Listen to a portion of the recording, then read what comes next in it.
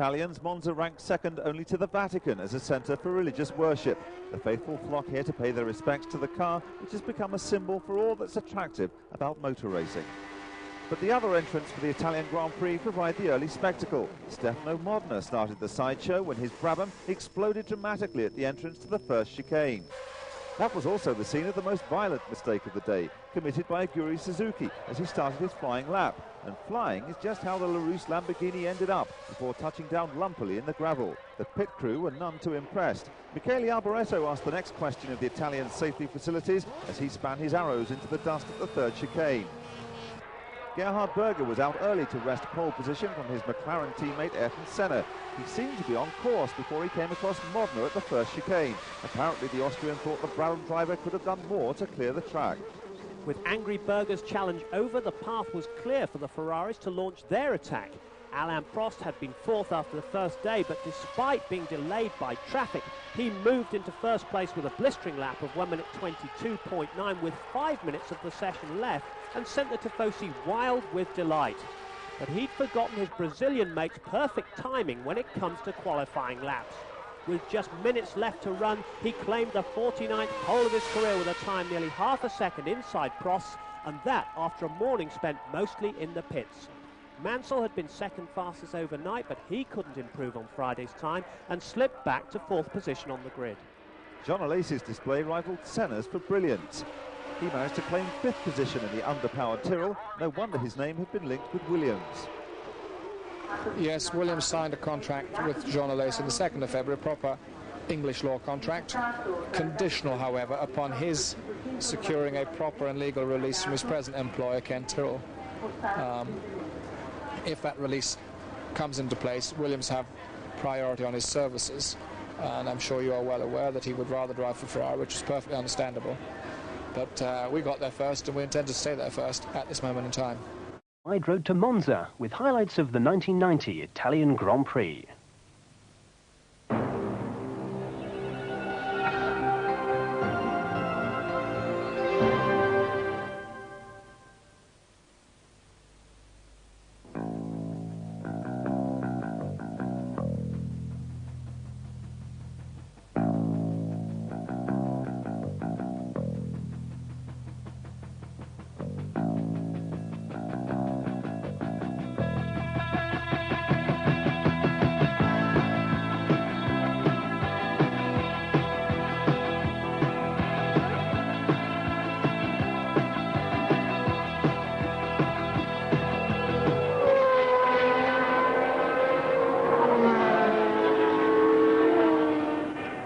There is no country in the world that reveres Grand Prix racing more than Italy.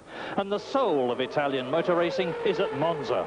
For Monza is where the fanatical Ferrari-loving Tifosi assemble to worship the prancing horse. And here at Monza, Nigel Mansell has confirmed his intention to retire from Formula One at the end of the season. So, who will the Tifosi shout for in place of their English lion, Nigel Mansell? Who will partner Alain Prost next season? In fact, I can't tell you that will not be very fair for the drivers expecting to be a teammate next year. I have some preference for sure, but the only thing I said, except the preference, I just try to analyze the advantage and disadvantages of the drivers, and then I don't want to take any part of the choice. Just my advice. I wouldn't like a second driver, you know, because I don't want, especially to be number one, and not number one, number two is not fair. But it can't work in a team like Ferrari. It always don't work in a normal team, but here would be even worse.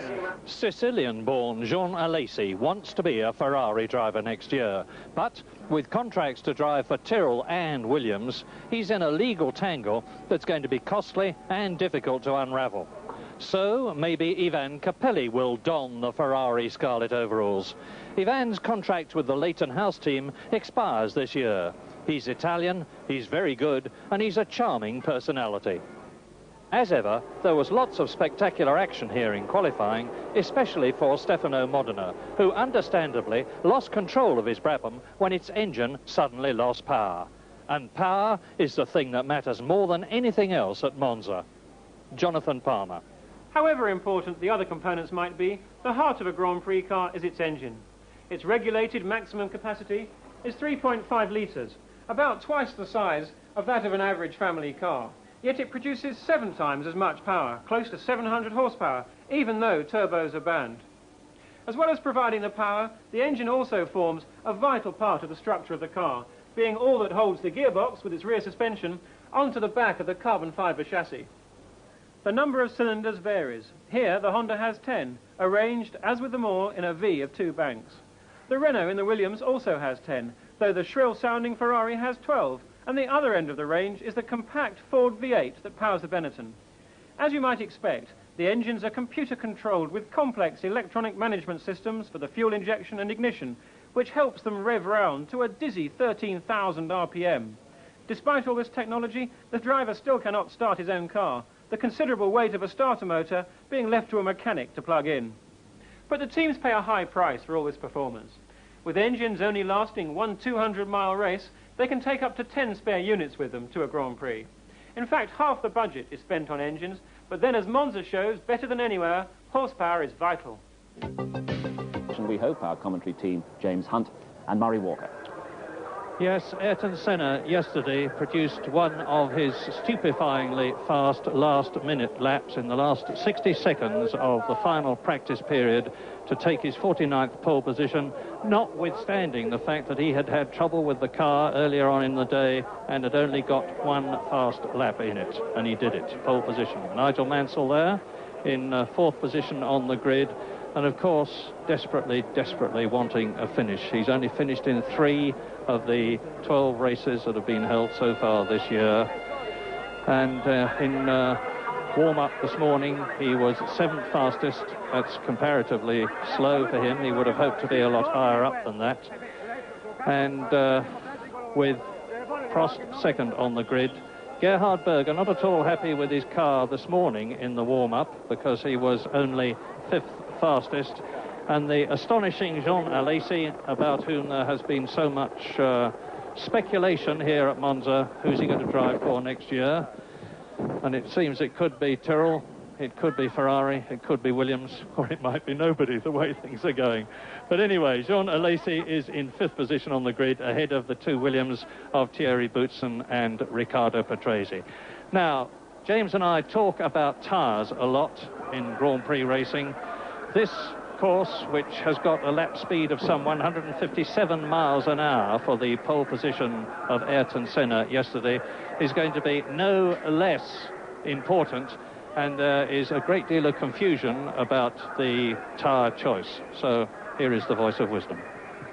Well, I wouldn't necessarily say that, but basically what we've got for the leading runners who are all on Goodyear rubber, they've got a choice of compounds. Well, there's a choice of more than 2, but the teams have been agonizing between the A compound, which is the harder of the 2 compounds, therefore more durable, but less sticky and with not quite as much grip, but of course it will last longer, wear better and less inclined to lose performance through overheating, and then the B compound, which is the more aggressive choice.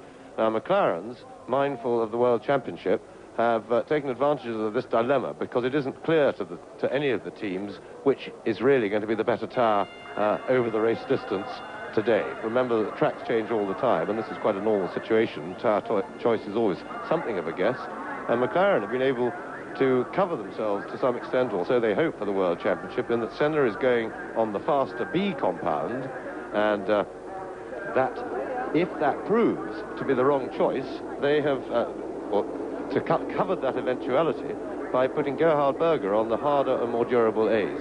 What they're hoping to achieve like that, obviously, is for Senna to win the race and therefore progress further towards tying up the World Championship. But if he can't win the race, then obviously it's very important to McLaren's if they can get Berger across the line first. That takes 9 points away from any of the rivals, namely, chiefly, Alain Prost. And so McLaren feels that they can do it by that way, or at least be in the race with Berger if B's proved to be too aggressive a choice. Ferrari certainly think it is, because both their cars are being given as the cars now flagged away, the green flag for the warm-up lap, the parade lap. Remember, they are not racing now. They come around to the grid, controlled by Senna, as you see there, the pole position man. will slow them down. They stay engines running as they form up their grid places, and then we get a start. So Ferrari have gone for the harder A compound on both cars. And in fact, other teams are fairly well split, although A compound has been chosen by Boutsen of the Williams team, and again they have split and put Patrese on the softer B compound. There's also been a bit of drama over construction of tyres, but that's much more a political thing. It's suffice it to say that Ferrari are running old construction tyres because they came with a new construction tyre Goodyear to Hungary, and then Ferrari turned up the next race bringing some tyres with them of the old construction at Spa, and preferred those, which caused a huge political storm because, of course, the teams are contracted to use the same equipment, and the consensus had chosen the newer construction, but Ferrari found they could go better on the old. That was withdrawn there, but they brought both constructions to this race. Now, most teams are running, let me get this absolutely right, the new construction front, but they prefer the old construction rear with it. Ferrari, on the other hand, and in fact, I think the Williams team have found that they prefer the old construction all the way around. So that isn't nearly as important as the compounds. Now, let's get back to the race. And coming down the final straight, Senna leading the field, a little bit of work, swerving about to get a little bit more heat in the tyres as much as possible.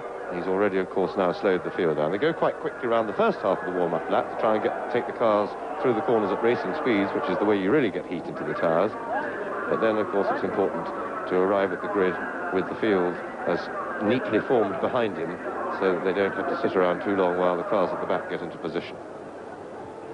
And if Ayrton Senna can win his 6th Grand Prix victory of the year, he's going to be very, very difficult to beat in the World Championship in a situation where it is the best 11 out of 16 scores that count. So the two top men in the championship are on the front row of the grid. There is the man who is behind them in 4th position, Nigel Mansell. So Senna, there's the magnificent, and there is no other word, new complex of grandstands, pits, hospitality boxes on the right that have been put up at Monza to comply with the requirements of FISA, the governing body of the sport, and what an absolutely superb job they've made of it. Now, this is Berger's McLaren. There are cameras on Senna's McLaren and Berger's McLaren. There is a camera on Martin Donnelly's Lotus, which is in 11th position on the grid, and there is a camera on Stefano Modina's Brabham, which is 17th on the grid. Gerhard Berger there then, and in front of him is Ayrton Senna.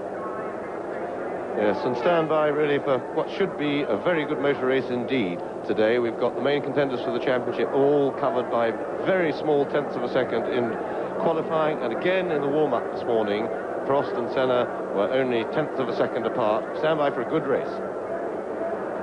First the red, of course, then the green, any time up to 7 seconds after the red comes on. 53 laps of Monza. The race is going to last about 1 hour and 20 minutes, rather less. And Senna gets away well, so does Berger in front of Mansell, and alongside Alain Prost and up into 2nd position. So the McLarens have done what they want to do. 1st and 2nd into the Rettifilio, with Senna leading and now trying to build a cushion immediately. Berger 2nd, Prost 3rd, and Lacey is 4th ahead of Mansell 5th, and Boutsen is in 6th position. Are they all going to get through the Rettifilio? Yes, including Nicola Larini, who started from last on the grid. Now they go into the Curva Grande that was on towards the Rugia, the 2nd chicane, and as you can see, Prost is challenging, and Lacey is up into 3rd position. This is an incredible bit of driving. He's got ahead of both the Ferraris from behind both of them on the grid. Now up to the two Lesmos, 130 miles an hour. That's where Prost went off in testing last week and is perfectly okay. Round the 2nd Lesmo, onto the Seraglio, down to the Ascari chicane, and it's Senna, Berger, Alesi 3rd, Prost, Mansell, Boutsen in 6th position, and Alesi's drive already is quite incredible. Nannini in 7th place, and Patrese 8th ahead of Piquet and Gugelmin. Yes, tremendous charging first lap from Alesi, as we've come to expect, and to great effect, getting past both Ferraris. A very poor start by Alain Prost, and that is not a good start to his afternoon's work. He definitely needed to get away well and at least split the McLarens, and he was very tardy off the grid. Alesi's drive, as I said, is almost unbelievable. And, oh God. That is a Lola, that's all I can tell. No. It's Derek Warwick. It's Derek Warwick who's crashed at the Parabolica. And as you can see, my goodness, he's okay. That is an incredible testimony to the strength and safety of the construction of the cars these days, and there is absolutely no doubt in my mind that the race will have to be stopped because the car is on the exit of the Parabolica, of course unknown to Senna, who is leading, Berger, who is second, the incredible Alesi, who is in third place. Warwick just ran wide at the Parabolica, and there is his car. I'm looking for a red flag on the line, but I haven't seen anything yet. But it looked, there is the red flag. Right, red flag for the race, so they're stopping the race. And that was a horrendous accident. It looked to me a little bit as if something went wrong on the Lotus there, because Warwick suddenly went wide and went right off the racing line. It could have been, it could have been that he just got wide onto the marbles and got slippery, and we didn't really see enough of that to see if the car actually had suddenly stepped out of line and was failing to steer. But a horrendous accident, and a great testimony to the strength of the Lotus, and marvellous to see Warwick climb out from underneath that. The cockpit sail obviously completely intact, and just a big impact for him, but he bounced off the barrier, and I should think, apart from a few minor bruises, he looked pretty unhurt to me. And in fact, he's that unhurt. There is Derek Warwick running back to get back into the spare car. So Warwick not only unhurt, but even his enthusiasm is unhurt, and that's tremendous. And it seems appropriate now for me to say a word to Derek Warwick, because one of the things that I've been watching recently, brought on by Nannini's rather strange drive in Spa, which I'll talk about later, but which is certainly weird to me. It seems to me that a lot of the old soldiers really taking a bit of a holiday these days, and apart from the top four, the Ferrari and McLaren drivers, but one of the exceptions to that, of the long-term serving drivers, is Derek Warwick, who tries 110% every time he gets in the car. And look at that enthusiasm after a shunt like that to jump straight back in the spare. And it really is time that Derek Warwick was in a good drive. Now, looking at it again, we've just seen him disappear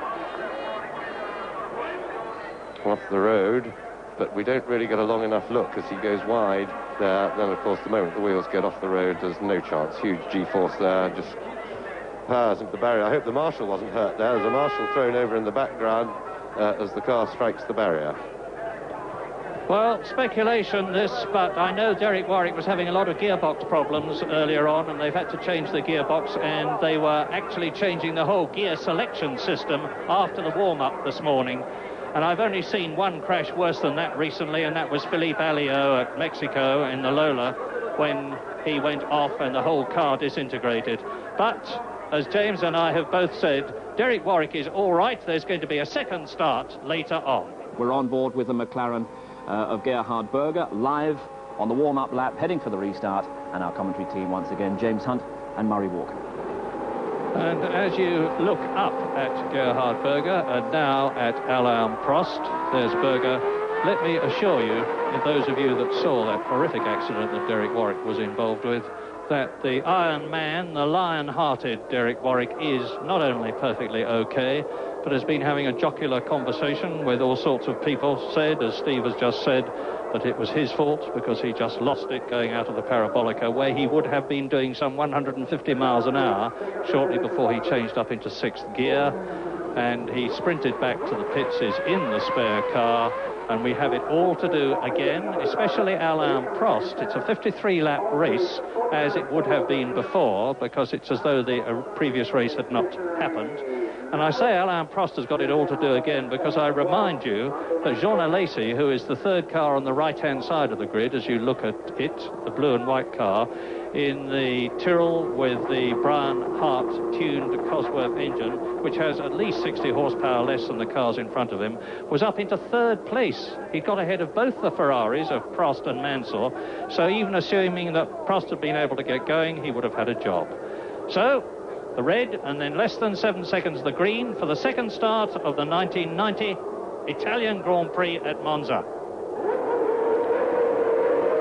Go, Senna's down done it again. Prost hasn't made the same mistake. He cuts in front of Gerhard Berger, who has to move across and sprints up again alongside Prost and past him. So Berger's done it again, as he did on the first start, and it's Senna, Berger, Prost, Alesi is fourth, Mansell is fifth, Boutsen is in seventh place behind Patrese, his teammate who got ahead of him. They are all through the Rettifilo. That's the double chicane round the Curva Grande again, up to the Rugia, now up to the Lesmo bends, and Alesi is again going through into third position, sprinting past Prost Ferrari. I find this beyond comprehension, frankly, because he's got so much less horsepower than the Ferrari, which is supposed to handle superbly, and indeed does, but yet Alesi has punched his way through into third place on the first lap before even half of it had been completed. Berger and Senna, second and first in formation, and Mansell coming out to take Prost and try and take fourth position from him. There's Alesi third,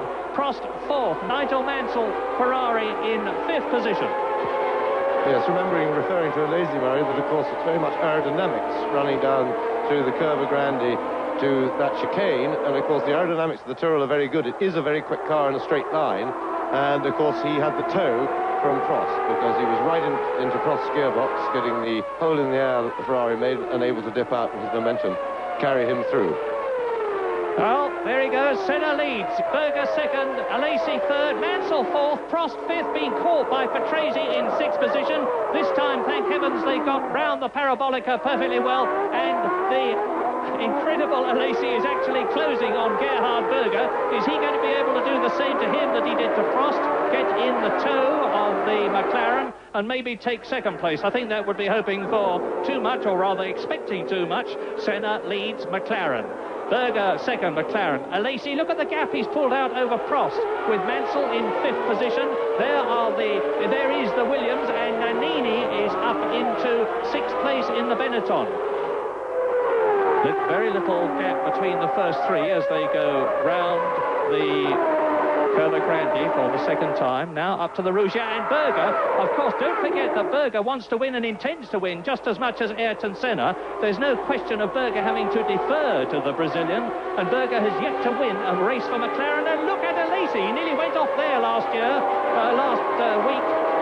and he's coming down now right with Gerhard Berger, and he's challenging for third position, second position as they go into the parabolica.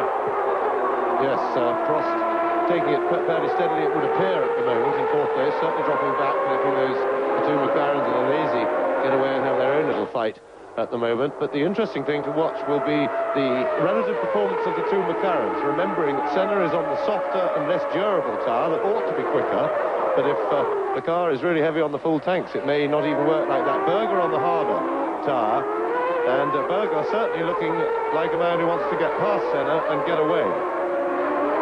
Race order then, lap 2, Senna leading Berger with Alesi right behind them. The first V8 powered car with the old Ford Cosworth DFR engine, and the big gap now between himself and Prost, with Mansell in fifth position. Patrese is sixth, Nannini is seventh, Boutsen is eighth, Piquet is in ninth position, and Gugelmin is 10th, the leaders.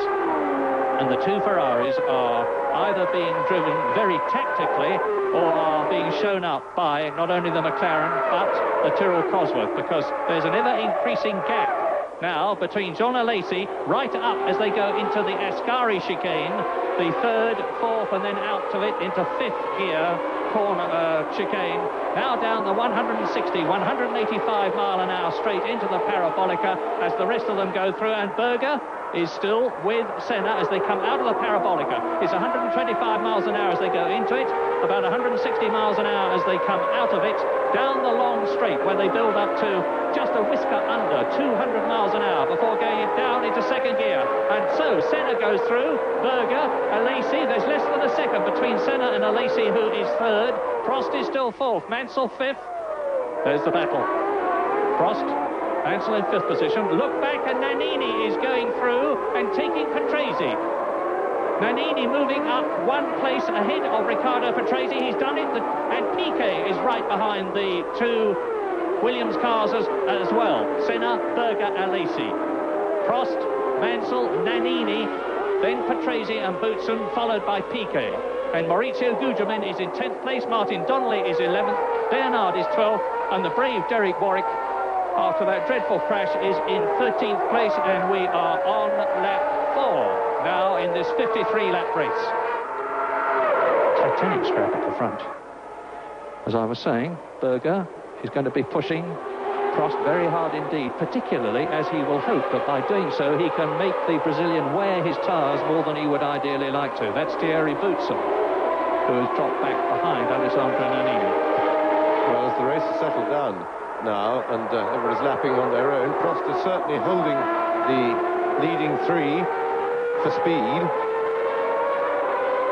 Senna still looking as if he may not have made as good a tyre choice as Gerhard Berger. But remember that the tactics for that are to cover themselves for both eventuality within the McLaren team.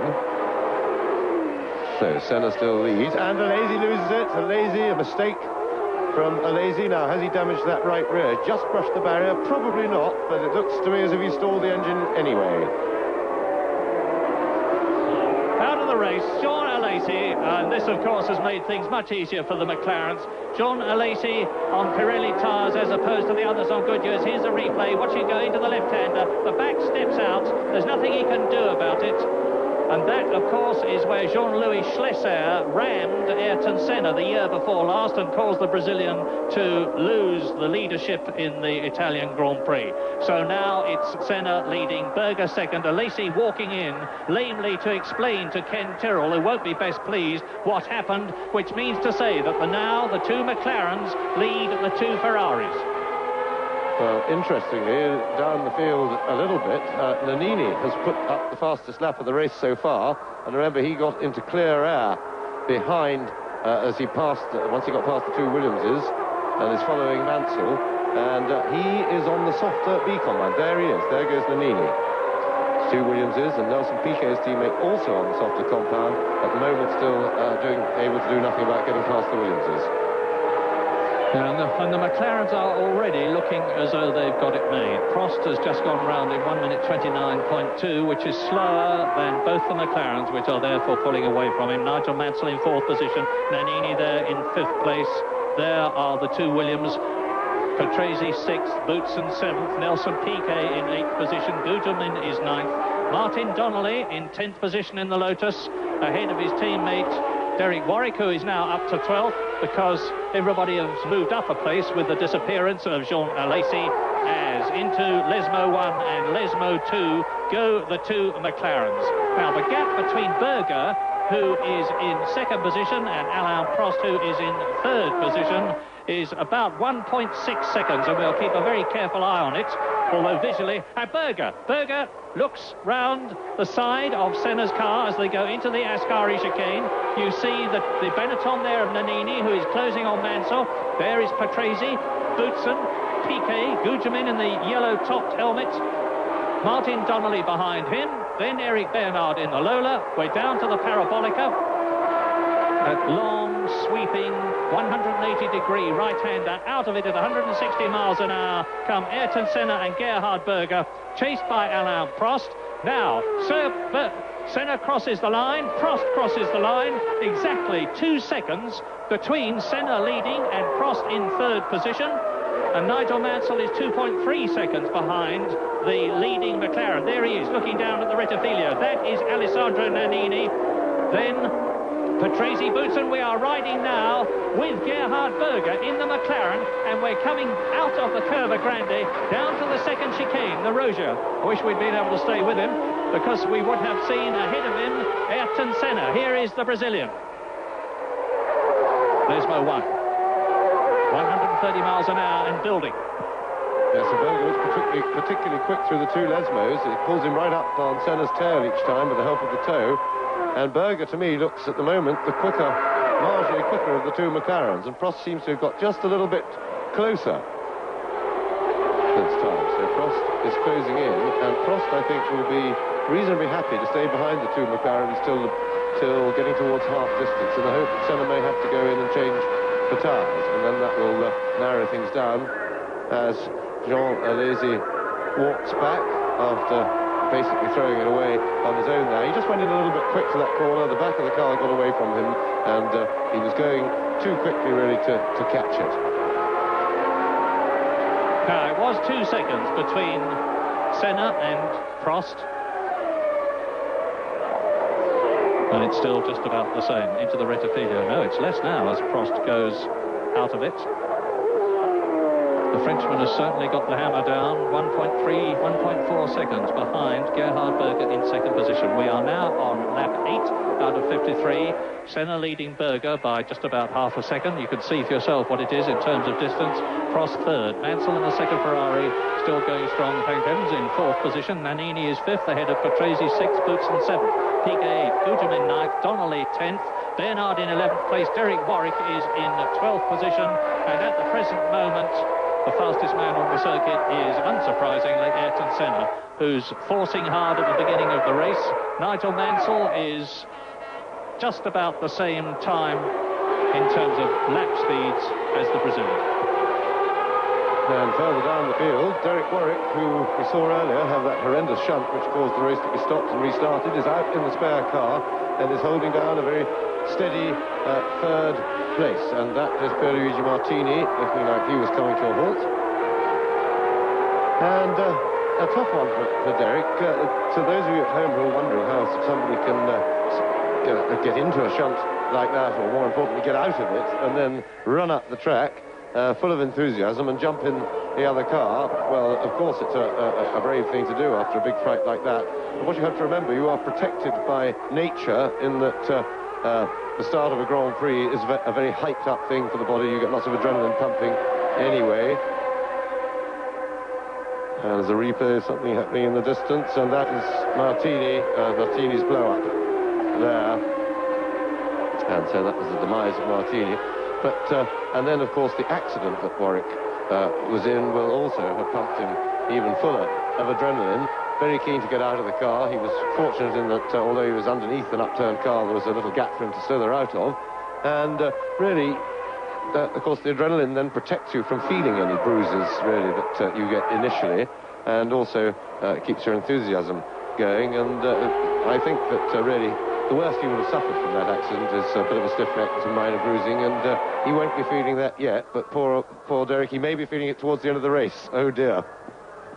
Martini, and you can see what's happened to the right rear wheel of his Minardi as he limps back to the pits, obviously to retire, and the leaders come out of the Parabolica to complete lap 9 out of 53, looking visually as though Prost is closer to Senna. I'll tell you the answer to that as they cross the line, which Senna does now, and Prost does now, and Prost is 1.6 seconds behind the leader, Ayrton Senna, and is definitely closing. He's just gone round in 1 minute 28.9, and that is sufficient to close him up. You can see for yourselves he's getting closer and closer to Gerhard Berger. So it's McLaren leading out of the Curva Grande down to the Rugia, the second chicane. The fastest race ever in Grand Prix history was at Monza here in 1972 when Peter Gethin won in a BRM at an average of some 152 miles an hour, if my memory serves me correctly. And the pole position speed here today was 157, but the difference is that when Peter Gethin won, there were no chicanes. Now there are 3 of them: the Rugia, the Ascari, and the Rettifilio, and Alain Prost is definitely reeling in the 2 McLarens. But catching them may not be as difficult as getting past them, because now with the crowd who are watching this race on giant diamond television screens going potty at the thought of the Ferrari up with the 2 McLarens, Alain Prost is gaining. Nigel Mansell is still 4th, Nannini is still 5th, there is Patrese 6th, weaving in front of Boutsen 7th, and Nelson Piquet in 8th position. Gugelmin is in 9th place. Over the line goes Senna, Berger, Prost. It's as quick as that. Into the Rettifilio. This is it. The 2 McLarens. Senna, I remind you, on softer tyres than Gerhard Berger, and Alain Prost is similarly on harder tyres than the Brazilian. So if the Ferrari in 3rd place and the McLaren in 2nd place can push Senna hard enough to make him wear his tyres harder than he would like, we could see a change later on in the race. Meantime, we're at about 1/5 distance. Yes, well, the 3 leaders now are very much locked Prost there to cover anything, and I would think that if Prost is aware, which he may or may not be, of the compounds that the two McLarens are running, if he is aware of that, I would think he'd be much more worried about Gerhard Berger at the moment than Ayrton Senna. Berger is still pressing Senna, still looking for a way round, and it would seem that the harder compound with the heavy cars and everything seems at the moment would appear to be the choice. This is Berger. Behind him is Alain Prost. Ahead of him is Ayrton Senna. Now, the Ferrari team has repeatedly been accused of not being able to run two cars. That is a Lola down there, definitely. And it is Eric Bernard who is out of the Italian Grand Prix to join Jean Alesi and Pierluigi Martini as the leaders go into the Rettifilo. 1.58 seconds between Senna leading, Prost third. The Ferrari, as I was saying, team have been accused of not being able to run two cars.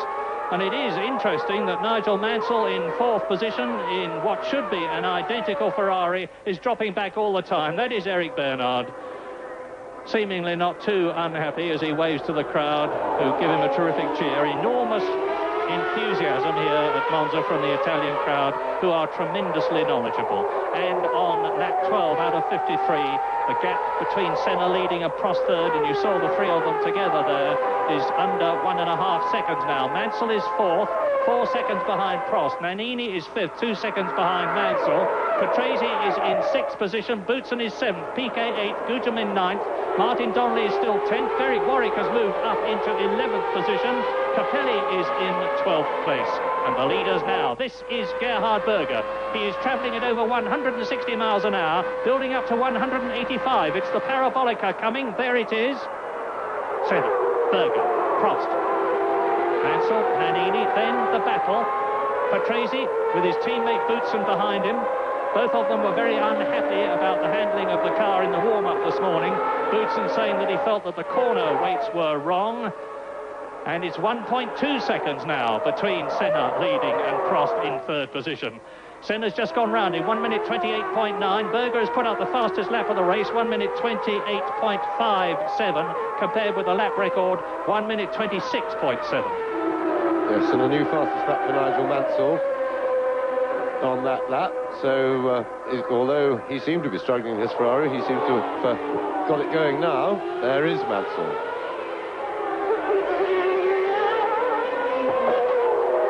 Mansell will have to keep going at that pace to try and haul in the leading group, and that would certainly be a help to Alain Prost.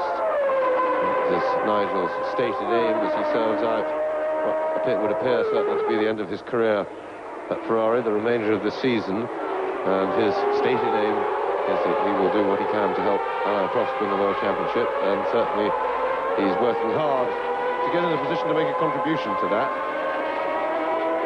At the moment is catching the leading three slightly. Senna still pressing Berger still pressing Senna, looking at times for a way round.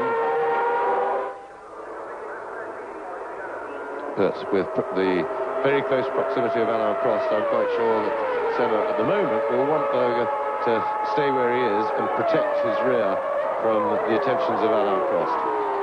Yes, indeed he will, but of course Berger, unlike Mansell, is not deferring to the man in front of him.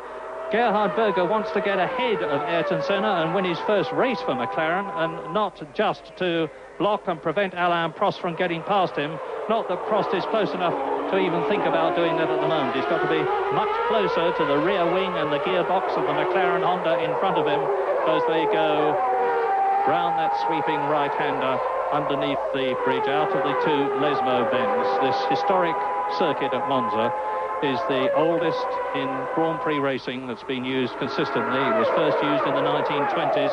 All the greats have driven here, the Auto Unions and Mercedes before the war, and I don't know what that is. I can only tell you it's a cloud of smoke, and it's certainly a Lotus, and it's Martin Donnelly out of the Italian Grand Prix. So that is Alesi, Martini, Bernard and Donnelly out by lap 14 as the leaders come down to the Parabolica.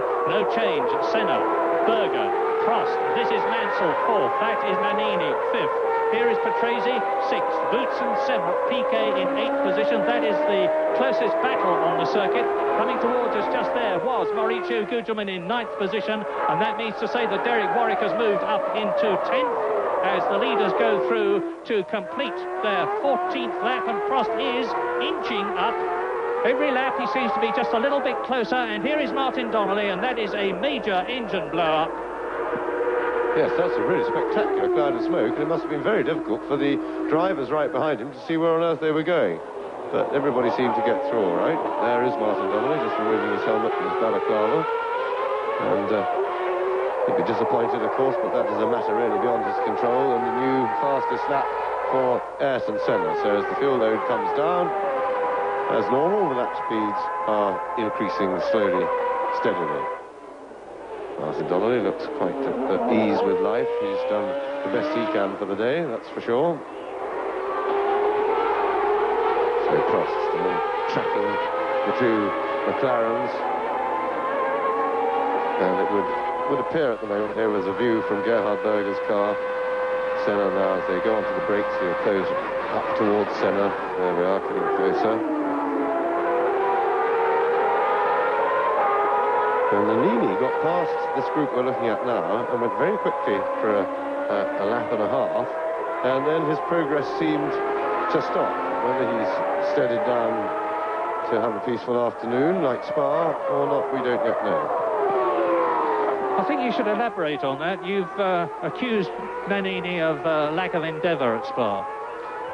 Yes, I did. I didn't really accuse him during the race at Spa because I didn't have all the facts at my fingertips, but I was very surprised, Larry, if you remember, and those of aficionados who watch and listen carefully may remember that I was surprised that Nannini went so dramatically quickly. There's Piquet climbing all over the back of the second Williams, of Boutsen there, and looking for a way round, but he's been doing that for several laps, and to no effect. But going back to Nannini, I was very surprised after the bumping wheels incident with Gerhard Berger towards the end of the race how dramatically quickly he went. Well, I then got a printout of his lap times of his entire race, the story of his race afterwards, and that is the Emanuele Pirro, and he's out of the race, and we're getting quite a few people spun off and parking in odd places. There's Piquet still.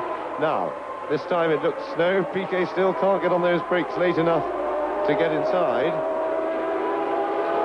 Anyway, returning to Nannini, he then produced 2.5 seconds quicker than he'd been lapping for the majority of the race when all the drama happened with Gerhard Berger. He'd been lapping around about the 1:58 was his average sort of lap time after pit stops. When Senna came out and was with Senna, he could have chased Senna, as it subsequently proved, from the speed he was able to go.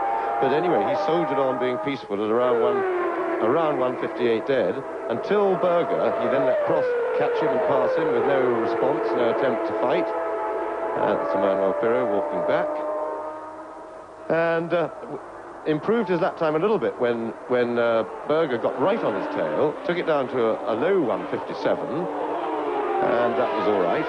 We thought, well, he's going better. He hasn't stopped the tyres. Maybe his tyres were a bit worn. And then when he had the wheel bumping incident with Berger, his next lap was a 1:55.6, and the next 3 laps after that, when he was ahead of Berger, were all in the 1:55s, which was 2.5 seconds quicker than he'd been going from the vast majority of the race, and a 1.5 quicker than he'd gone when pushed a bit faster than he'd been going before by Berger. So quite clearly the driver was not giving it by anything like 100% effort or 100% speed, and should have been chasing Senna for the lead when in fact he wasn't racing them. And really, to me, this is horrendous. Derek Warwick into the pits on this, the 17th lap. It's not Lotus's day. Martin Donnelly out. Derek Warwick had that enormous crash. Now he is in the pits, and it looks to me as though it's more than a wheel change. I can see him. You can't. You are watching now, of course, Gerhard Berger, and Ayrton Senna has increased his pace. He's made the fastest lap of the race, 1 minute 28.1 seconds. That's a speed of 147.2 miles an hour, still outside the lap record which he put up in the Lotus Turbo, actually, not in a McLaren, some years ago. And Senna is now leading by 1.3 seconds and doing what he does so well, carving through the tail-enders as Prost and Berger together pass the Ligier. And now Prost is right up with Berger, and it looks to me as though he's having a real go for second position. Senna, Berger, Prost, Mansell, Nannini, Patrese, Boutsen, Piquet, Gugelmin is in 9th position, and Capelli is up into the place that was held by Derek Warwick. Yes, Prost was trying to take advantage of the back marker then, which split the two McLarens a little bit, and he will now be keen to try and get past Berger. He has a better chance of getting past Berger now than he did when Berger was following Senna, because, of course, if he gets the toe on the straight behind Berger, and Berger's following Senna, as he pulls out, Prost goes into clear air because Senna can stay behind Berger, and that makes it difficult. And, of course, Berger is not getting the toe from Senna. Now, this is where Prost will want to be very, very close to Berger. Now, can the Ferrari pick up the toe? I don't think he's close enough this time to break him outbreak him into the first chicane. Now he's getting closer, he's pulling him under the toe, but not close enough to attack. So, just returning to Nannini for a moment, of course, he would contend that to finish the race he had to look after his tyres, but in which case then you have to examine his brain rather than his driving, because for somebody to do their fastest lap of the race, and much faster than they've gone before with only 5 or 6 laps to go in a Grand Prix, that clearly means that they haven't used their tyres to the best up to that point, because his fastest lap was 4 or 5 laps to go, and maybe he was trying to save his tyres for this race and use the same set. But to the people who spend millions, such as Ford, charming man though he is, surely they cannot countenance having a man in the team who is not giving of his best when everybody else has made such a huge effort to get everything right for the Grand Prix, and then of course he just goes and soldiers around quietly and not really racing, and this really is a worry. Gerhard Berger, second position, 0.3 of a second behind him on the clock is Alain Prost, but it's very, very difficult for the Frenchman. The performance of the McLaren in second place and the Ferrari in third seems to be identical. Meantime, Ayrton Senna, with fastest lap after fastest lap, is calmly building his lead. Out of the race goes Thierry Boutsen, and incidentally, Derek Warwick has retired, and so now the race is devoid of Alesi, Martini, Bernard, Donnelly, Pirot, Warwick and Boutsen, and there's the confirmation of Ayrton Senna, 1 minute 28.069. That's still 1.3 seconds outside his own lap record. 147.3 seconds. There is the gap. That was Senna. Here is Berger. There is Prost. You saw in the background Nigel Mansell, who is still soldiering on in 4th position, nearly 5 seconds behind his teammate Prost. 5th is Nannini, 6th is Patrese, 7th is Piquet.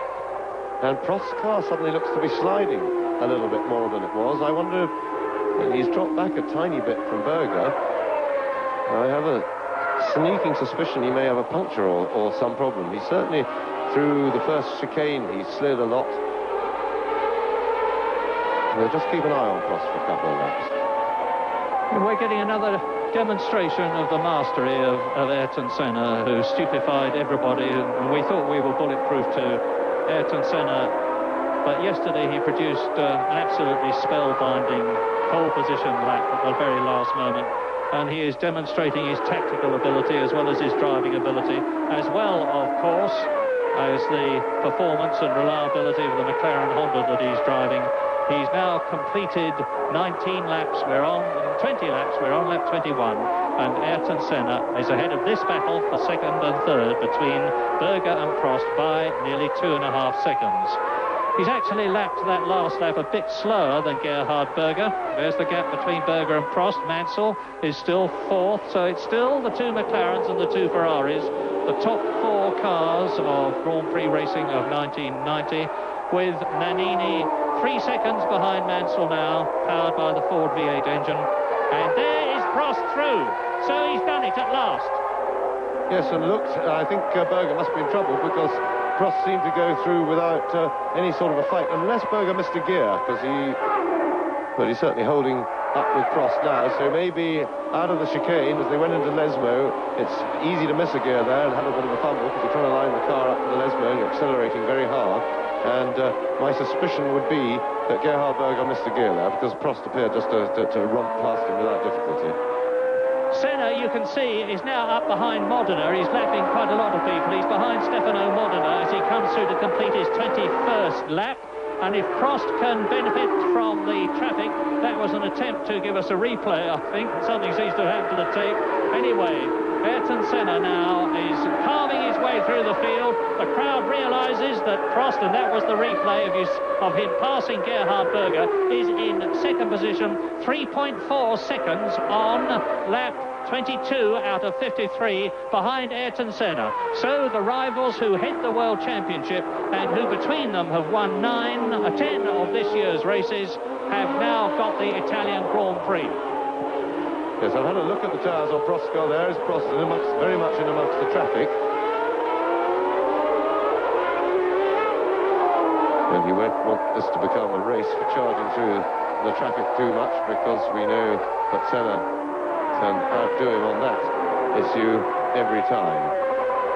But I've had a look at Prost's tyres, and they certainly doesn't appear to be a problem. I can't see any sign of one deflating, and he seems to be running all right now. So maybe he just got a bit wide one time. If you get your tyres on the marbles, when they're hot, they go all sticky. They pick up the rubbish that's offline, and it takes a lap or so normally for the tyres to shed those marbles that are stuck to them, and during that time you have very much reduced grip. And you now see Alain Prost behind Stefano Modena as Ayrton Senna comes through to complete lap 22. Now, there's Modena. And Prost will want to get past him before the Rettifilia, because he will be slowed up. And there's Senna has once again demonstrated how good he is at getting through traffic. The gap has increased from 3.4 seconds to 5.2 on that one lap, with Senna going round nearly 2 seconds faster than Alain Prost, who, however, has now got a clear track ahead of him. Berger is dropping back all the time. He's nearly 2 seconds behind Alain Prost now, and he's less than a second ahead of Nigel Mansell, and there is Nigel Mansell. So we're getting a really interesting situation now. McLaren leads, Ferrari second, McLaren third, Ferrari fourth, with Nigel Mansell at the wheel and closing.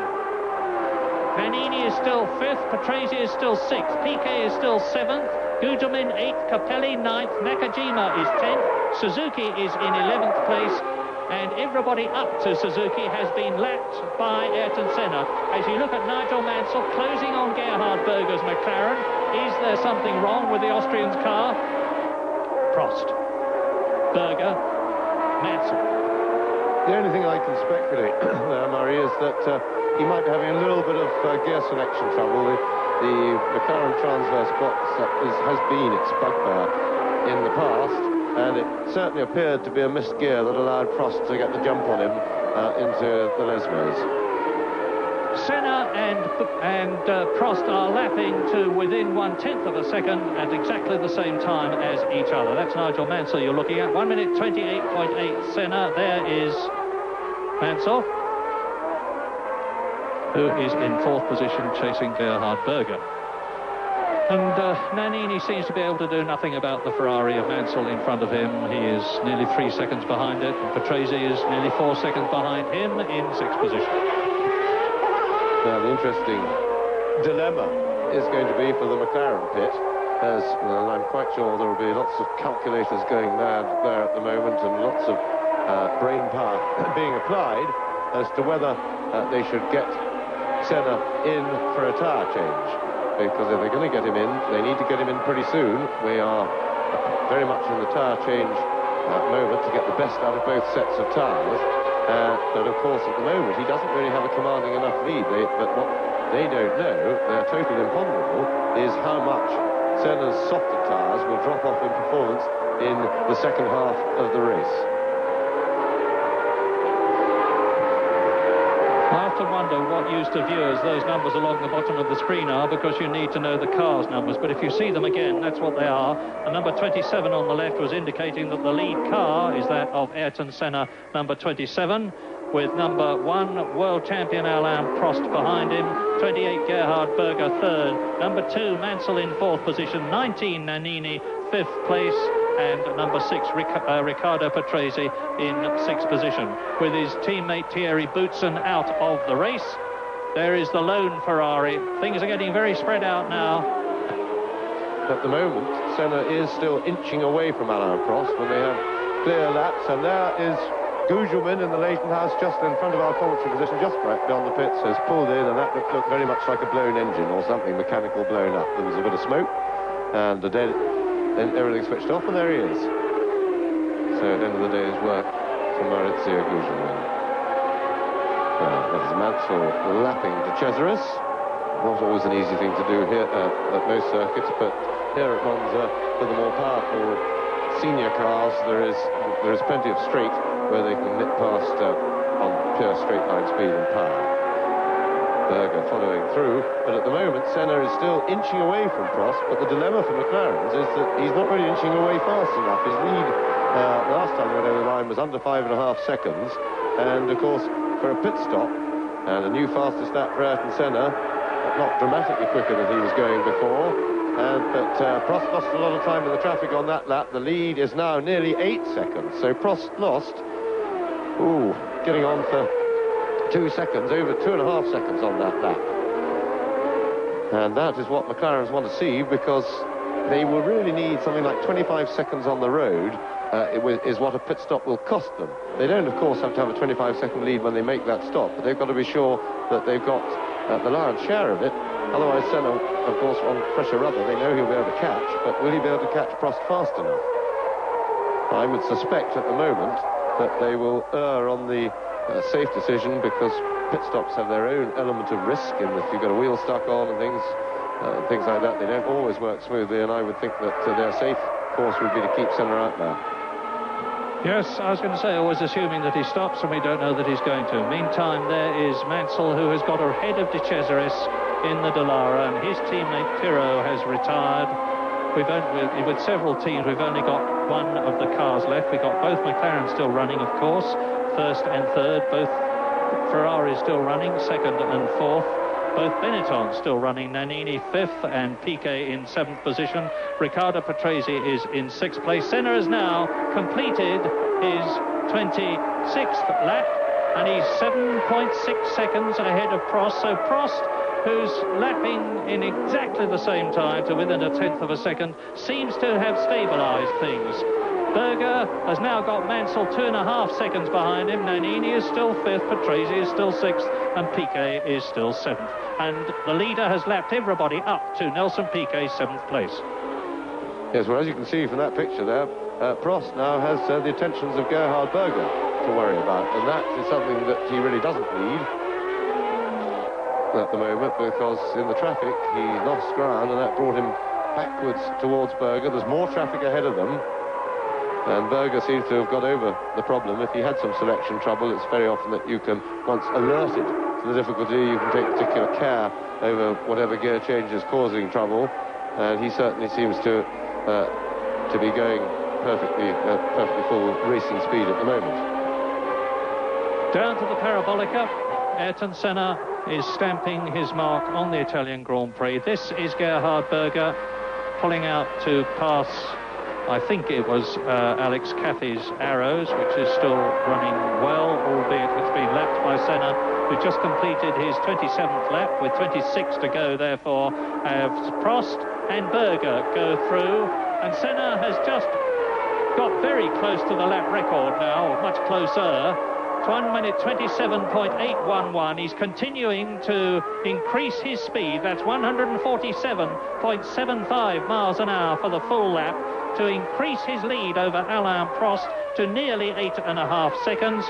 Prost leading Berger by 1.3. It's very static. There's no change in the first 7 places.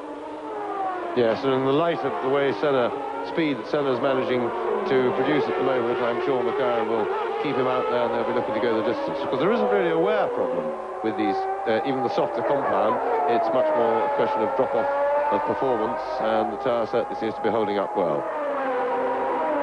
So I think from a tactical point of view, Prost can safely assume that that Senna is not going to stop, and therefore he's going to have to chase him down all the way. There's Mansell just going through more back markers, and of course they'll be with back markers for the rest of the race. Yes, I maligned Alex Cathy. It was Michele Alboreto that they were lapping. Here's Prost second. Berger third. Mansell fourth in the background. He's dropped back compared with the gap that existed between him and the Austrian Gerhard Berger earlier on in the race. And Senna is now looking more and more as though he is the man who is going to score his 26th Grand Prix victory here today. Well, Prost certainly fighting back. New fastest lap of the race for Alain Prost. There it goes on the caption. And so Alain Prost is by no means finished yet. He's fighting back. Gap still, though, with all the traffic problems. Senna's renowned bravery and speed through the traffic, still over 8 seconds, though. We'll see 8 men out of the race. Alesi, Martini, Bernard, Donnelly, Pirot, Derek Warwick, so that's both the Lotus cars out. Boutsen and Gugelmin. And Lotus have had another blow with the news that they are not going to be able to have Lamborghini engines next year any more than Lola are, because the Italian concern have said that next year it will be Ligier and the new Glass team that will have their V12 engines. That is Alain Prost on a charge. As James has just said, his previous lap was the fastest of the race. But even then, it was only 0.2 of a second faster than Senna's, and Prost was 8.2 seconds behind the Brazilian. So he's got a massive gap to carve into before he even catches the McLaren-Honda, always assuming that he does. And that was Nigel Mansell. Here is Senna. Watch the leader. 8.5 seconds ahead of Prost. The circuit is clear between the two cars. And Senna's actually again increased his lead because his lap was 0.3 of a second faster. Berger, Mansell, Nannini and Patrese is down to 6th place. Yes, Prost of course had a car to lap in the course of that previous lap, hence the reduction in speed. Now both leaders are clear. Prost has a clear track from him to Senna, and for a few laps we may have no back markers for Alain Prost, and we'll get a chance to see just if Alain Prost can do anything about chipping into Senna's lead. This is now the critical stage of the race, and it's the chance for Prost to try and carve a bit into that lead with a clear track in front of him. It is lap 30, and we've got the two rivals. Ayrton Senna leading Prost in the World Championship by 13 points. Senna's from 9 races, Prost's from 8 races. And it is the best 11 scores out of 16 in the World Championship series of races, from Phoenix at the beginning of the year down to Australia at the end, which count. Well, the good news for the race, for us spectators, is that apart from a rather sick Ligier, there's nothing much in front of Ayrton Senna. There is the Ligier, just got a glimpse of it there, but it shouldn't be a problem to deal with that, because it sounded to be running a bit rough. Unless it was just a broken exhaust, which makes a horrible noise but doesn't hurt the power very much. And Alain Prost back in the 27s, and again took that 0.3 of a second back that he lost on the previous lap to Ayrton Senna. There, Prost goes through Berger. It's also, of course, an important time with a clear run for Prost to try and put a bit more daylight between himself and Gerhard Berger.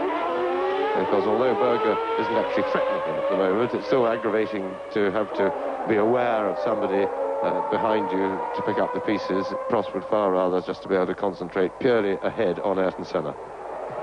And since things are fairly static at the moment, let's bring you up to date with a bit of the gossip about what might be happening. Jean Alesi, who started off so well here, is rumoured to be going to all sorts of teams, ranging from Ferrari on the one hand to Williams on the other, or staying with Tyrrell. Nigel Mansell is rumoured to be talking to Williams, and in which case his decision not to retire, his decision to retire at the end of 1990 would be reversed. And there is the Englishman. He's had 8 retirements so far this year. He's only had 3 finishes, and he will be hoping that if this is his last race for Ferrari at Monza, and it's certainly that he finishes here. And Prost is faster again. Very substantially faster. New fastest lap of the race, 27.3, and that he hauled in 0.6, over half a second. He cut into Ayrton Senna's lead on that last lap. If he can sustain that pace, and Senna's tyres aren't letting him go any faster than he is at the moment, then Prost is still very much in this race. Right, now, if you've got a pencil and paper handy, here is the gap. 7.6 seconds at the end of lap 31, and Nigel Mansell there in 4th position. That's 7.6 seconds between Senna leading and Prost second, with Ayrton Senna, number 27, in the McLaren on Goodyear B tyres compared with Prost on Goodyear A's, which are harder. So Senna's tyres will undoubtedly have worn more. That's Nannini in the pits in the Benetton. That's Piquet, because Nannini's just gone out, so both Benettons have been in the pits. And as you said that, actually, I saw Nannini going out there. It's reasonable to be confused, Murray. Berger, 2.5 seconds behind Prost. And Senna is still commanding things. Now he's just gone through lap 32. Now Prost has crossed the line, 7.5 seconds. Prost faster again by 0.2 of a second, but he needs to be pushing Senna harder to make him wear his tyres more in order to be able to close the gap. We're halfway through the Italian Grand Prix now. Yes, and Prost's increase in speed has taken Berger with him, and the last couple of laps Berger has been lapping quicker than Ayrton Senna. And that could also be a significant pointer, because remember that Berger is on the same compounded tyre as Alain Prost. Lap 33, race order. Ayrton Senna leading Prost by 7.5 seconds. Berger third, 2.8 seconds behind Prost. Mansell fourth, 7.5 seconds behind Berger. Patrese is fifth, 10 seconds behind Mansell. So there is 17, 19, 26, over half a minute between the first and fifth. And I'm waiting for the sixth man to go through, and I'm delighted to say that it is Ivan Capelli, the Italian, who is rumoured to be driving for Ferrari next year, as are lots of other people, who is in 6th position in the points, ahead of Nakajima, who is 7th, Alessandro Nannini 8th, of course he has just had a pit stop, 9th is Suzuki, 10th is Piquet, who has also had a tyre stop, 11th is Alex Caffey, 12th is teammate Michele Alboreto, and that is Nelson Piquet being chased by Alex Caffey. Yes, and the order, or the lap area up front seems to be now established, and that has the fact that Prost again has gone round just a couple of tenths of a second quicker than Senna, and I think that's really where the state of the art is, and that Senna undoubtedly has been receiving his pit signals. He knows that Prost is on a clear run and going flat out, and Senna has responded, but it does seem that Prost is able to lap a couple of tenths quicker than him when they're both on their own going at full speed. This situation, of course, is, although it is likely to change as the tyres get more worn, but in what direction it will change, we don't know. We know that the likely one is that Senna will have less grip as the race progresses, but by how much, we don't know. We can hardly describe this as the most exciting Italian Grand Prix we've ever seen, because things have been very static for a long, long time now. But it's worth watching. Prost, there he is with Berger behind him. And seeing again, incidentally, that Gerhard Berger must in some ways have been a disappointment to the McLaren team this year in comparison with that tremendously strong duo that they had last year, Ayrton Senna and Alain Prost, because Berger has yet to win a Grand Prix, and Senna is now 7.1 seconds, and Prost is again faster than Senna, and he's consistently pulling at least 0.2 of a second out of the lead per lap. Absolutely, they both found a little bit more speed, and as they will as the race goes on, as the fuel load comes down and the cars get lighter, but the differential between them of a couple of tenths of a second remained static. So just over 7 seconds. It's still a long way to go, and although Senna, there'll still be quite a few laps before they get involved in any more traffic, because Senna's got quite a lot of clear road ahead of him. There's nobody between him and Prost. But all the hard work of chipping the gap down a couple of tenths a lap can go out of the window if Senna can get through the traffic quickly, and Prost has to wait for half a lap and lose 2 or 3 seconds. That's an awful lot of laps at 0.2 per lap, and that's what happened. That's how he got so far behind, and it's what's happened over the last couple of seasons, that Senna has been much more effective through the traffic. He bullies people into getting out of the way, bullies mentally rather than physically, but very effectively. And he's just completed another lap, the Brazilian ex-world champion. And I'm waiting for Prost. And again, Senna is faster, not only than he has been before, but than Alain Prost. 7.2 seconds, lap 35. Nearly 150 miles an hour. That 127.019 is only 0.3 of a second outside Ayrton Senna's lap record. And his pole position, incidentally, was a new all-time fastest lap of Monza, and that was 1 minute 22.533. But it doesn't, of course, count for the lap record, since it wasn't put up during a race, it was put up in qualifying. There he is. Now look for Prost as he comes round the left hand. Now he's going under the bridge into the Ascari chicane, third gear. Now the right-hander. Look for Prost as he comes under the bridge, and it should be just about 7 seconds. Berger behind him in third position, and Nigel Mansell is 11.6 seconds behind Berger. 127.9 Nigel Mansell, 127.0 Ayrton Senna. So for whatever reason, Mansell is well off the pace of the race leader Ayrton Senna, who's now round the parabolica into the long finish straight, building up to 190 miles an hour before he comes down to second gear for that right-left at the chicane that was put in to slow things down. There he is, going through it now as we look down from the helicopter, and the gap is 7.7 seconds. Yes, and Senna has really found some more speed. New fastest lap of the race, 126.7. So we're into the 126s, and Prost has been unable to respond. He's still lapping in the low 27s. So Senna has responded and is now actually opening out the lead. 7.8 seconds at the moment. And that's a lap record. Ayrton Senna has just broken the lap record.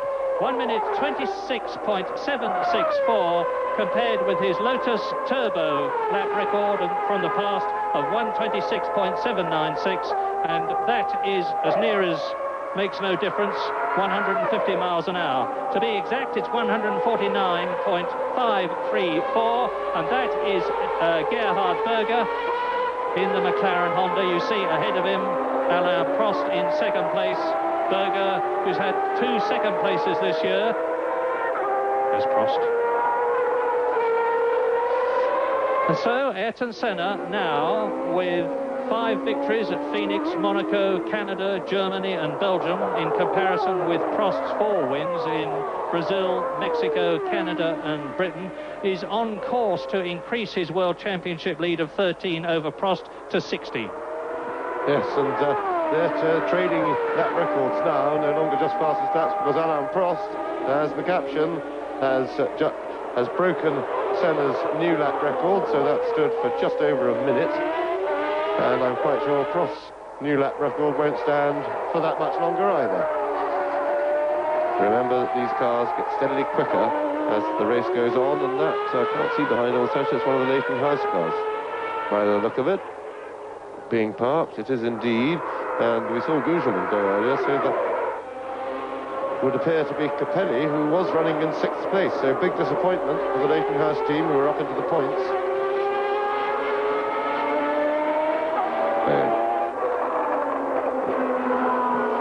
I hardly dare mention this with my reputation, but Ayrton Senna has yet to win an Italian Grand Prix. You'll remember last year when commandingly in the lead, his Honda engine let go at the parabolica, smeared his rear tyres with oil, caused him to spin out of the race with a broken engine, to the vast delight of the crowd standing behind the barriers, and let through their new hero, Alain Prost, who, although he was driving a McLaren, became their hero because next year, which is now this year, he was going to be driving a Ferrari.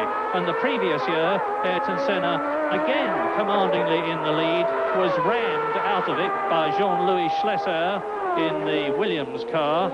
And so what might have been 3 wins in succession for Ayrton Senna became no wins at all. And in order to get those 3 wins in succession, he has, of course, to win today, plus the 2 victories that he didn't have in the past, if you follow me.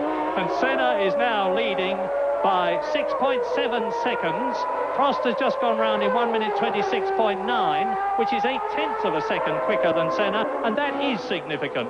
Now, for the first time for a long time, Senna is less than 7 seconds ahead of Prost, who is pulling away from Berger third. Mansell increasingly dropping back, but still in fourth place, ahead of Riccardo Patrese, who is in fifth position, with now waiting for the sixth place man to come through, but it's Nakajima is up into the points. Yes, so Nakajima is the next man to be lapped, as Nannini very politely lets Prost go. Remember, Nannini's been in the pits, so he's had at least a tyre change and therefore not racing for the lead anymore. Senna goes through, and yes, they are. They're trading lap records, and that was a new lap record for Ayrton Senna. But Prost only 1/10 of a second slower than that. Gap 6.9 seconds. Now, is the pressure that Prost is exerting on Senna, and which will Senna will know about, because although there's no question of him being able to see the Ferrari in his mirrors to the right and left of the cockpit, he will certainly know from his continuous conversation by Carter Pitts radio what the gap is, and it's 6.8 seconds. Lap record, Ayrton Senna, 1 minute 49.7, getting closer and closer to that magic 150 miles an hour round Monza as he comes up to catch and lap Satoru Nakajima, the Japanese driver, who for the second time this year looks like scoring a World Championship point. He scored 1 point in Phoenix for finishing in sixth position, jumped out of the car and kissed the hand of Ken Tyrrell, to Ken's immense embarrassment, and Ken may be facing that embarrassment again if Nakajima finishes in sixth place. Well, there's Berger, third position. Nannini is in seventh place behind him, but has been lapped. And here's Prost. Senna, of course, has gone through. The gap was 6.8 seconds, lap 40, and it's still 6.8 seconds. They are 2/600ths of a second different on lap time to the advantage of Alain Prost. And I remind you again that he now is the new lap record holder, but for how much longer I don't know. 1 minute 26.622, which is half a second faster than the lap record which applied before today. Yes, and the fast and furious pace of the two championship leaders up the front has drawn Prost nearly 5 seconds clear of Berger now, which will certainly be a relief to Prost, because he didn't need that joker into the pack. And there is Nakajima. Now, Nakajima could be a problem for Prost, who's known to be careful on his overtaking, because Nakajima's car is very quick in a straight line. The Tyrrell is in a very, very efficient aerodynamic field, although it's down on power, of course, and there's a good example, because the immense power of the Honda engine has failed to sweep Senna past, and he was pretty close when they went onto that straight. But I suspect it will be more of a problem for Prost than for Senna, because Senna will probably muscle his way past now into the chicane, and so he's been able to get past Nakajima with no real delay. 6.8 seconds was the gap before this lap. Has that? Yes. Prost has just again broken the lap record. 1 minute 26.466 to reduce Senna's lead to 6.1 seconds. But I remind you that Senna may have been delayed a little by Satoru Nakajima. You can see how much he's pulled away from the Tyrrell behind him now. Berger is still third. Mansell is still fourth. Yes, and for those of you who like numbers, there is the first 150 mile an hour racing lap, certainly on the circuit in this configuration with all these chicanes in. And that honour falls to Alain Prost, but I doubt very much whether that fastest lap will remain as the lap record by the end of this race. There's Senna. Now, he's got Philippe Alliot in front of him. That's Nakajima, who has been lapped. That is Alain Prost, who is in second position. Berger is now 5.2 seconds behind the Ferrari. Mansell is 18 seconds behind Berger, and Senna has passed Alliot and is now coming up to the other Ligier of Nicola Larini, who just scraped into the race, 26th on the grid. And Alain Prost, of course, has got to get past Nakajima, and then Alliot, and then Larini. And if past form is anything to go by, Senna's likely to make a better job of it than Prost. However, 6.1 seconds on lap 42 has turned into 5.1 seconds as Alain Prost again shatters the lap record. 1 minute 26.376, 150.2 miles an hour. I think we have a race on our hands now, but it will depend on Prost being able to get through the traffic efficiently. Yes, and our hopes for a good race are that he will, and what we have to hope there is the fact that Senna's passing of this group has alerted them as he gets past one without any problem. That's one of the Ligiers out of the way. Still two more cars, though. Yeah, it was Alliot that he passed. He's still got to get past Nicola Larini. 5.1 seconds. Prost is the fastest man on the circuit. We are on lap 43. It is a 53-lap race. So things are heightening in interest and excitement. The flag marshal's doing an efficient job there, waving the blue flag, because, as you see, Nakajima has got Alain Prost right behind him, and the marshals were saying to Nakajima by means of the blue flag, and he's holding Prost up now. Not anymore, he's not. The Frenchman is past. The marshals were saying, by means of the International Code of Flag Signals and showing him the blue one, there is someone behind you who wants to pass and has every right to pass. And FISA, incidentally, who have issued a whole new lot of regulations about the construction of Formula One cars starting from San Marino next year, have said that if flag signals are ignored or if drivers drive dangerously in future, they're going to be in real trouble, and Prost is catching Senna. Prost lost nearly a couple of seconds on that last lap to Senna amongst the traffic, and even though he got past fairly easily, he was a good second and a half slower than he was lapping. The gap has now gone back out to over 6 seconds. So Senna got through that group of three with less damage. Remember, Prost hasn't passed all three of them yet. 10 laps to go, as you saw from the caption. Senna leading Prost by 6 seconds. Berger third, 4 seconds behind Prost. Mansell fourth in a reliable Ferrari, but he won't be very happy with fourth place, 22 seconds behind Berger, 16 seconds ahead of Patrese fifth. Nakajima in the points in the Tyrrell in 6th position. Nannini has been lapped in 7th place, as has his teammate Piquet, who is 8th. Alex Caffey in the Arrows is in 9th position, and Michele Alboreto is in 10th place, followed by De Cesaris. Larini is 12th and has been lapped twice, and Philippe Alliot is in 13th position. And we have so far 9 retirements as Ayrton Senna goes through to complete his 44th lap, and the gap, which was 6.1 seconds as Alain Prost goes through, is now 7.7, because Ayrton Senna has gone round 1.5 seconds faster than Prost. He is replying with a vengeance to the challenge of the V12 Ferrari. Yes, well, of course, that was Prost going slower in the traffic rather than Senna doing anything different. And Prost still holding the fastest lap. But really, it's Senna's real ability to get through traffic as if it's not there, because Prost certainly seems to lose a lot of time. And so, as we surmised, all that hard work, chipping away at the lead, 2 or 3 tenths of a second a lap to get it down. And in 2 laps, Prost has lost some 3 seconds to Senna on the road. We're going to know the condition of Senna's tyres simply by that gap. We'll say again, there's repetition, that Senna is on a softer compound of tyre than Alain Prost is, and we will know by the state of the gap, the state of his tyres. If that gap starts to come down dramatically, then Senna is going to have to face the problem of hanging on, because there's no way he can come into the pits now, take on a new set of tyres, and catch Prost and pass him again if the Frenchman had gone into the lead.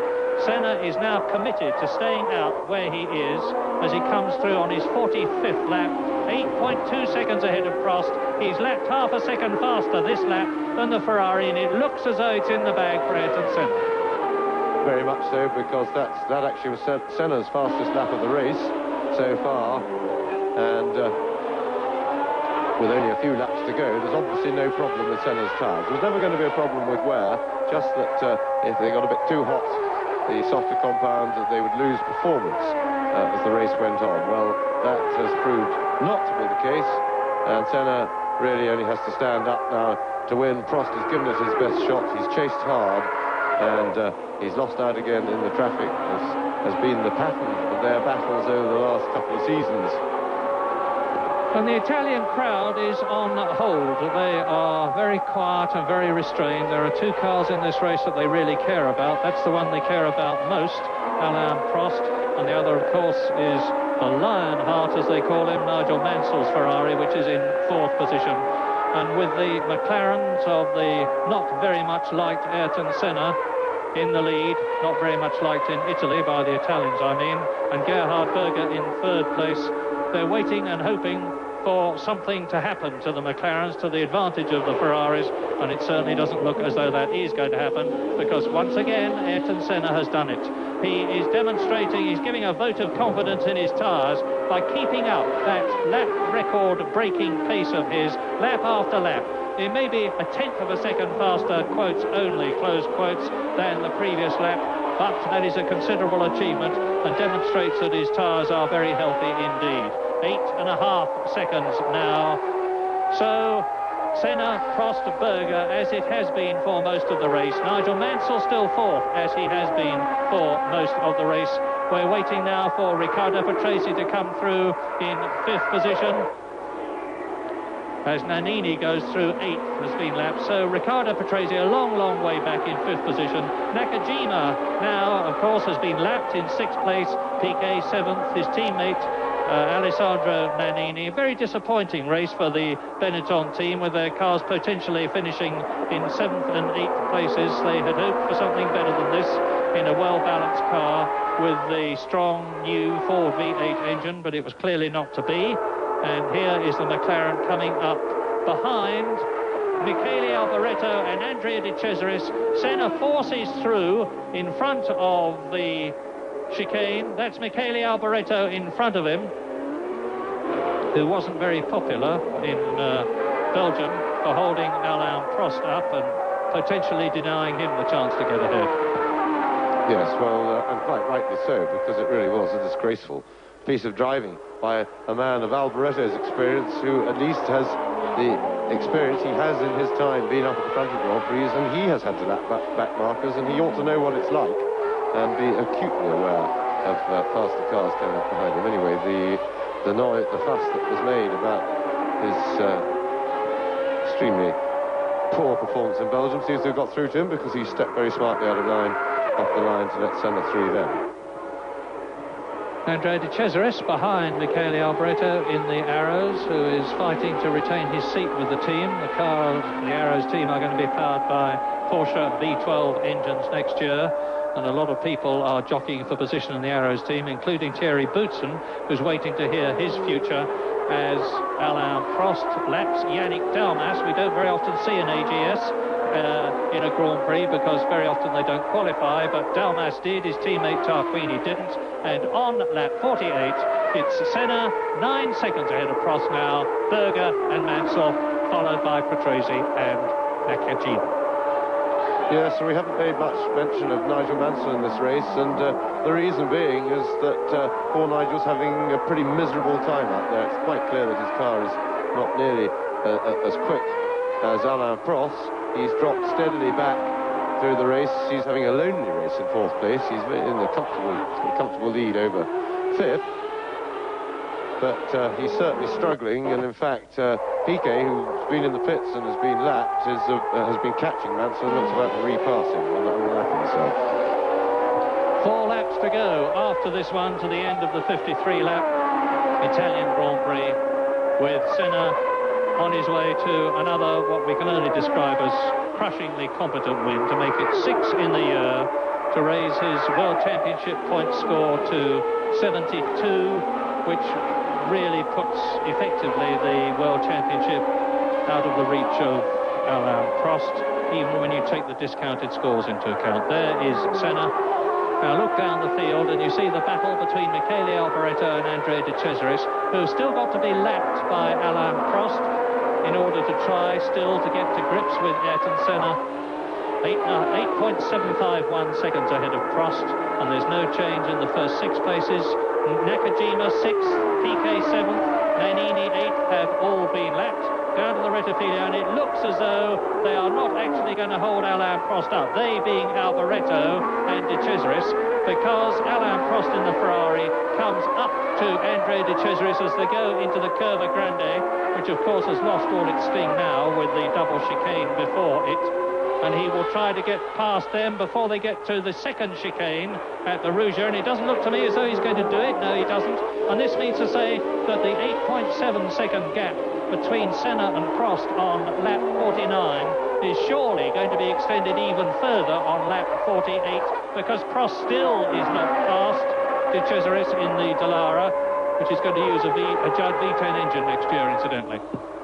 Yes, well, I think Prost is taking, you can see these two battling away, and he's taking it very easy, and his problem now is Berger catching. I think he's long since given up any hope of being able to pressure Senna, but he's going to have to step on it a bit right now, and these two are being no help, battling away, having their own private battle, but that should carry Prost, well, it's carried him past Alboreto, but he's still stuck behind De Cesaris, but at least he's got Alboreto between himself and Berger. He ought now to get a good tow over the start-finish line and pass him quite easily into the first chicane. And as I said, that 8.7 seconds that Ayrton Senna led Alain Prost by has increased massively to 11.9 seconds as they go into lap 51 out of 53, and that demonstrates how much Alboreto and De Cesaris delayed Alain Prost.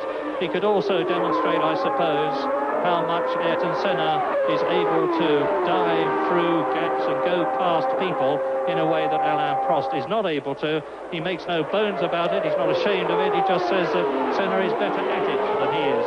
Perhaps, he says, because I'm older and care more than Senna does. Well, whatever, Ayrton Senna now is virtually home for the 26th Grand Prix victory of his career. He's on lap 51. There's just 2 laps to go at the end of this one. And that's Berger being furiously flagged. And Berger, of course, now, as James pointed out, is much, much closer to Alain Prost. He was only 1.5 seconds behind the Frenchman's Ferrari at the beginning of the lap that they are on now, because of the way Alboreto and De Cesaris had held up Alain Prost. And I notice, incidentally, that De Cesaris is now ahead of Michele Alboreto, and as Ayrton Senna goes through to complete his 52nd lap with only the 52nd and 53rd to go, with a lead now over Alain Prost of just over 12 seconds.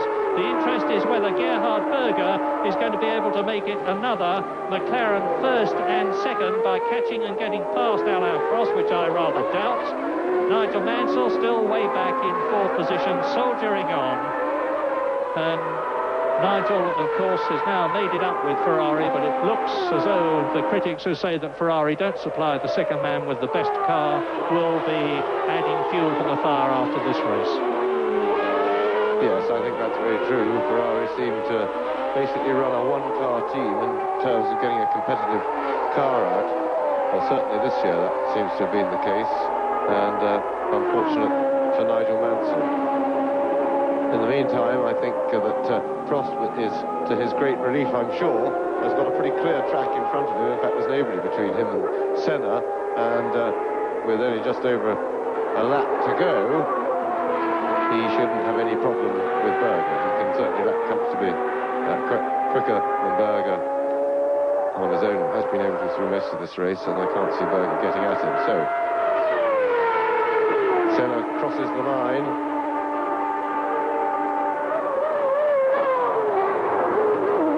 To go into the Ultimo Giro, which is the last lap. It is lap 53, and Senna has again demonstrated that he is the man of Grand Prix racing these days, certainly when he is in a McLaren-Honda.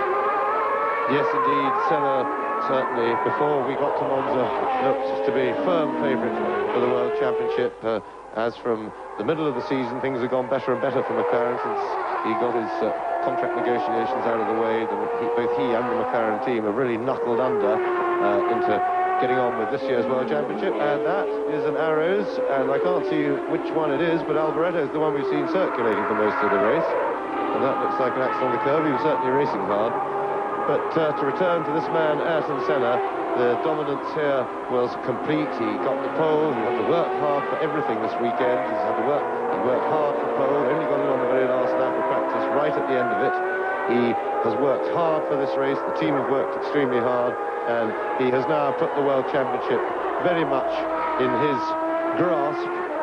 He would have to have extreme bad luck to lose it now, because Prost has got an awful lot of points to make up. So Ayrton Senna wins.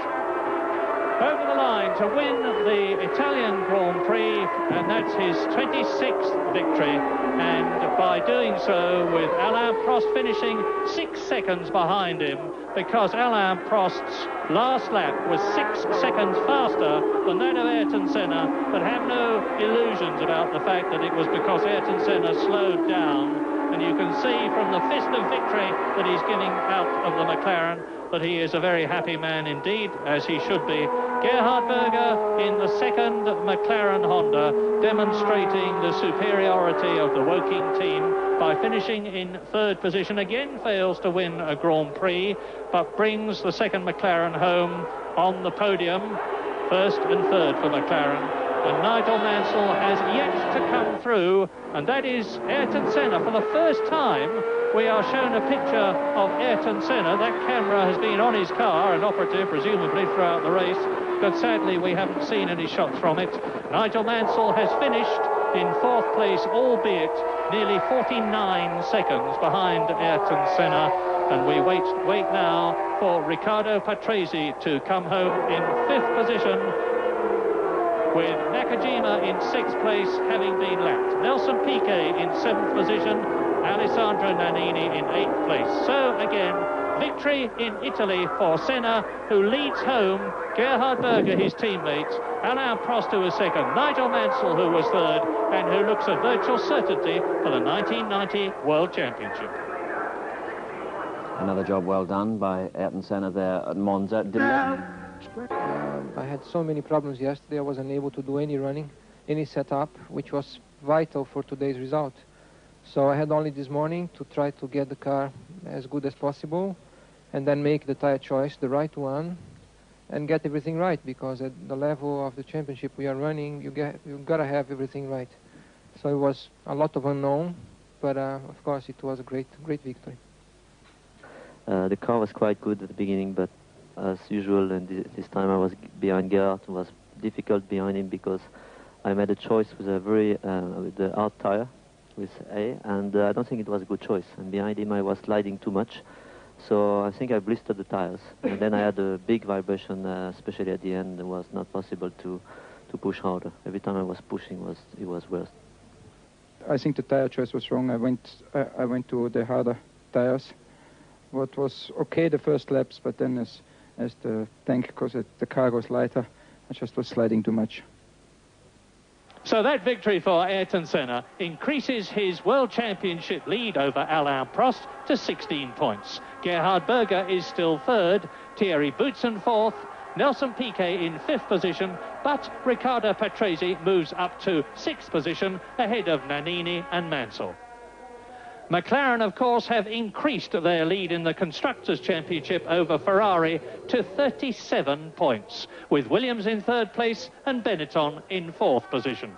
Now, in 2 weeks' time, it's the Portuguese Grand Prix, and the circuit there should suit the Ferraris. They need a win to keep their World Championship hopes alive. But will it? Watch Grand Prix on BBC Two.